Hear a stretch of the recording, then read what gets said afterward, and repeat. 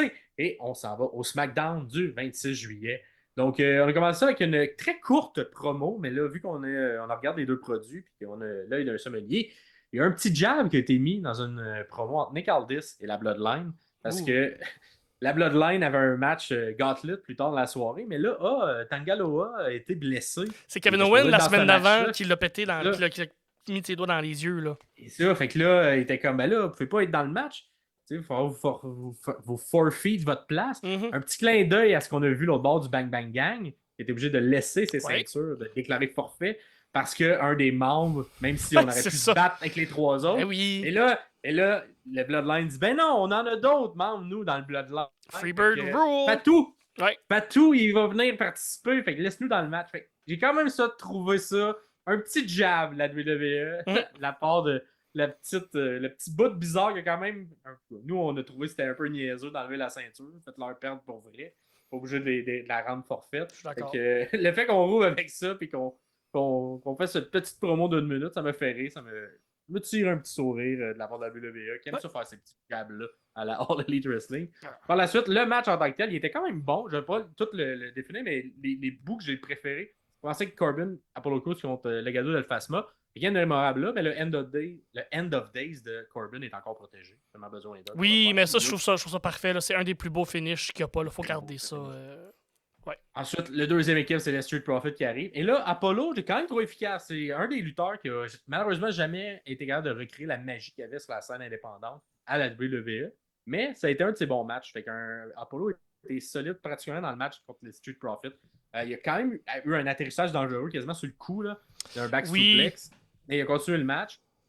Et au final, c'est les Street Profits qui ont remporté cette deuxième affrontement. Ensuite, ça a été Pretty Deadly qui est arrivé. Encore une fois, Pretty Deadly, bravo, man. J'ai tellement trouvé. Ils ont été très bons in-ring. Puis c'est le fun de les vendre un tantinet. C'est pas juste comédie, un tantinet, genre, une vraie menace, là, parce que leur enchaînement de mouvements, leur transition, il était rapide. Ça sentait une équipe rodée. Là.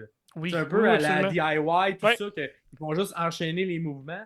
Fait que Tabarouette, donnez-leur plus de temps de ring que ça, parce que je les ai trouvés très bons dans cet affrontement-là avec les Street Profits. Ils perdent quand même, mais j'ai trouvé que malgré la gimmick, qui n'est pas facile d'être over avec, ils s'en sortent bien.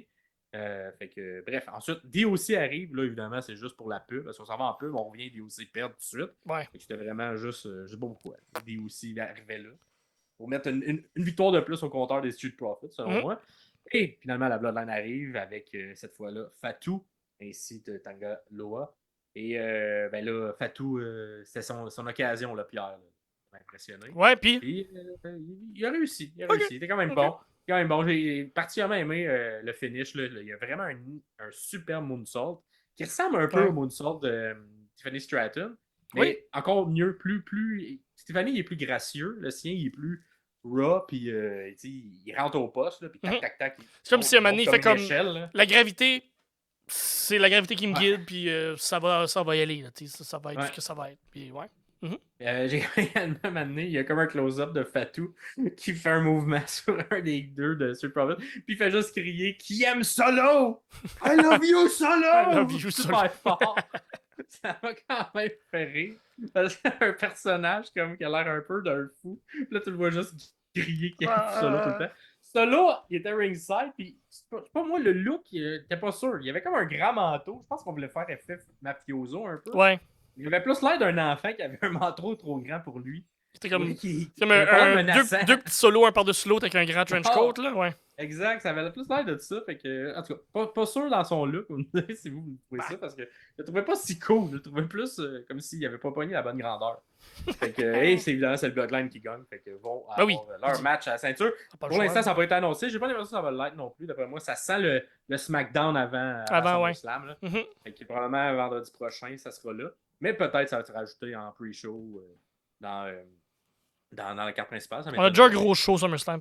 S'il ajoute quelque chose, il faut que ce soit court parce qu'il y a déjà beaucoup de matchs. Ou pre-show, mais ils font plus de pre-show. Non, on va c'est voir.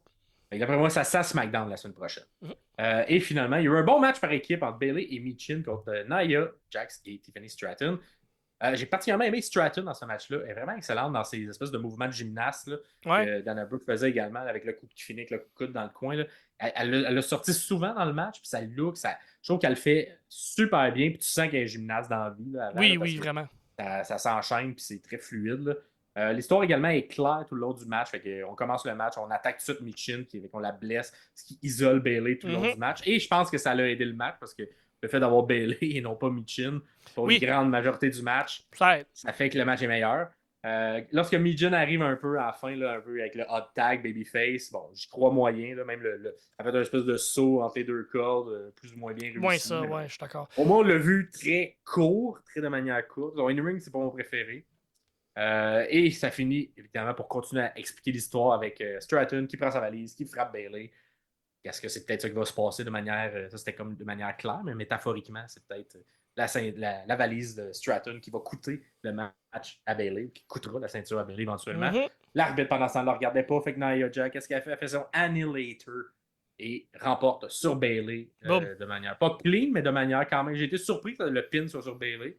Et j'ai l'impression qu'on voulait vraiment construire cette histoire-là pour voir une image de Nia qui bat Bailey clairement avant leur match. Absolument. Une construction. J'étais un petit peu déçu du règne de Bailey depuis qu'elle a eu la ceinture. Mhm. Même la construction vers Mania, je trouve que c'était excellent.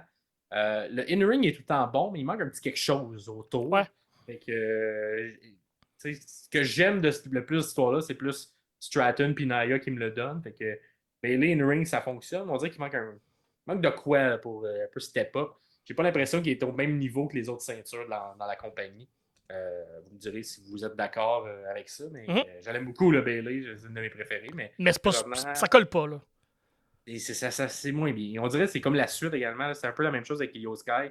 C'était pas la ceinture que je préférais. Est-ce que Mhm. c'est les idées, c'est les scénaristes, je sais pas ce qui se passe, mais on a de la misère un peu à vendre cette ceinture-là, versus l'autre côté, Liv puis Rhea, c'est incroyable l'histoire. Absolument. On n'est pas au même niveau là, avec Bailey et C'est Nia que Jax. Rhea et Liv, c'est pas la ceinture qui est au centre de tout ça. La ceinture fait. Ouais. C'est une partie de l'histoire, donc. Ouais. Mais c'est quand même beaucoup mieux Ah construit oui, et oui, oui. montré Absolument, que ce absolument. qui se passe. Là. Mhm. Fait que ça fait le tour de ce SmackDown du 26 juillet, qui est en même temps que le Ring of Honor. Donc, on va voir si on va vous revenir sur la Ring of Honor ou quelques matchs à Ring of Honor. Oui.